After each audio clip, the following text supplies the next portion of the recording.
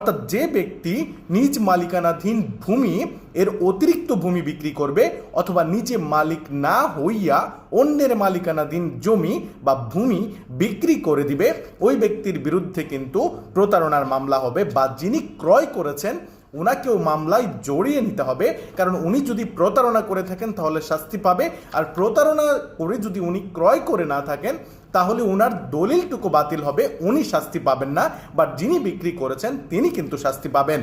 এই ধারার অধীনে বলা হয়েছে যে সর্বোচ্চ 7 বছর পর্যন্ত কারাদণ্ডের বিধান রয়েছে এবং জরিমানাও হতে পারে যদি কোনো ব্যক্তি নিজ মালিকানাধীন ভূমির অতিরিক্ত ভূমি বিক্রয় করে। তাহলে এই সংক্রান্ত অপরাধের ক্ষেত্রে আপনি কিভাবে কার্যধারা গ্রহণ করবেন, এই সংক্রান্ত নমুনা ড্রাফট আমার কাছে আছে। জুডিশিয়াল ম্যাজিস্ট্রেট কোর্টে আপনার জেলাতে আপনি মামলা দায়ের করতে হবে ওই ব্যক্তির বিরুদ্ধে। এই একই মামলার মধ্যে যেরকম শাস্তিও হবে সেইভাবে দলিলটিও বাতিল হয়ে যাবে।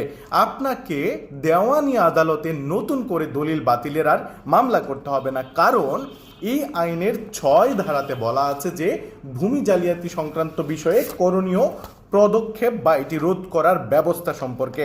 এখানে বলা আছে যখন আদালতে আপনি মামলা দায়ের করবেন আর এই দলিলটি জাল দলিল মর্মে গণ্য হবে, আদালত তখন সংশ্লিষ্ট একটি আদেশের কপি জুডিশিয়াল ম্যাজিস্ট্রেট কোর্ট থেকে আপনার জেলা প্রশাসক কার্যালয়ে পাঠাবে বা আপনার সাব রেজিস্ট্রি অফিসেও সেটিকে পাঠাতে পারে।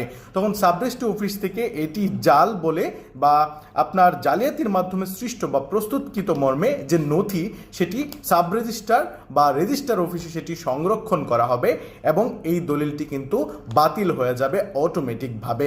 অর্থাৎ যতটুকু অংশ বেশি বিক্রয় করেছে এই বেশি বিক্রয়ের কারণে দলিলটি কিন্তু বাতিল হবে এবং দলিলটি প্রতারণার মাধ্যমে সৃষ্ট বলে গণ্য হবে। যারা এটার সাথে থাকবে প্রতারণা করবে তারা কিন্তু শাস্তি পাবে। যদি একের অধিক ব্যক্তি থাকে তাহলে এই আইনের অধীনে 4 ধারার সাথে আপনাকে অবশ্যই 16 ধারাকে যুক্ত করে মামলা দায়ের করতে হবে। কারণ 16 ধারাতে বলা আছে যে অপরাধ সংগঠনের ক্ষেত্রে যারা প্ররোচনা বা সহায়তা করবে বা দলিলের শনাক্তকারী হবে বা দলিলের সাক্ষী হবে তারাও কিন্তু এই মামলায় জড়িয়ে যেতে পারেন বা তাদেরও কিন্তু শাস্তি হতে পারে।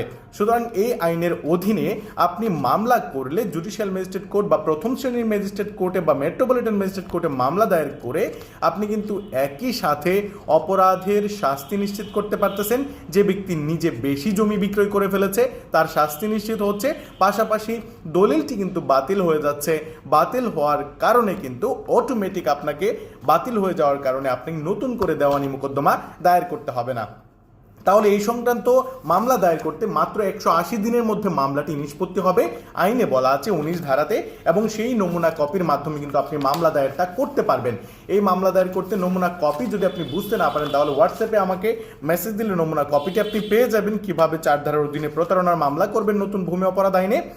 আর যদি আর কোনো সাহায্যের প্রয়োজন হয় তাহলে আপনি কল করতে পারবেন স্ক্রিনে দেখানো নম্বরে। Thank you for watching me with passion. এই পেজটি ফলো দিতে ভুলবেন না এবং অবশ্যই চ্যানেলটি সাবস্ক্রাইব করতে ভুলবেন না। আসসালামু আলাইকুম ওয়া রাহমাতুল্লাহি ওয়া বারাকাতুহু।